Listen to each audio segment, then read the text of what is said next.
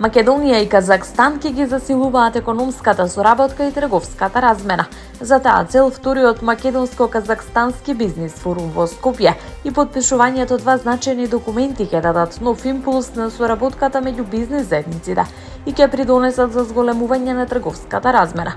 Ова беше заклучено на заедничката пресконференција меѓу министерот за надворешни работи и надворешна трговија Тимчо Муцунски и неговиот казахстански колега министерот за трговија и интеграција Арман Шакалиев, кој престојува во официјална посета на земјава.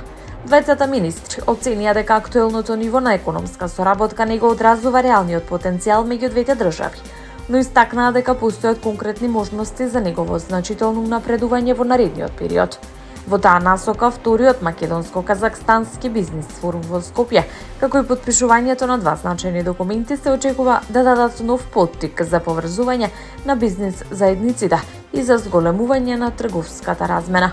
Муцунски информираше дека е договорено одржување на втората седница на заедничката македонско-казахстанска комисија за трговска и економска соработка во Астана, што треба да придонесе за поинтензивна и поорганизирана економска динамика.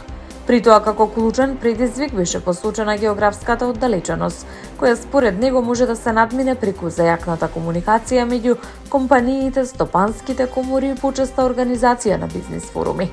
Казахстанскиот министер истакна дека неговата земја гледа на Македонија како на важна точка во европските транспортни и трговски текови, особено во контекст на развојот на Транскрипскиот меѓународен транспортен пат, познат како Среден коридор, кој има значајна улога во поврзувањето на Азија и Европа.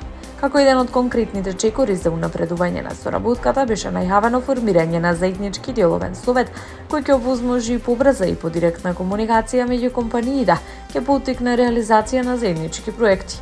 Двете страни се согласија дека преку вакви иницијативи ќе се постави основа за поконструирана, одржлива и долгорочна економска соработка.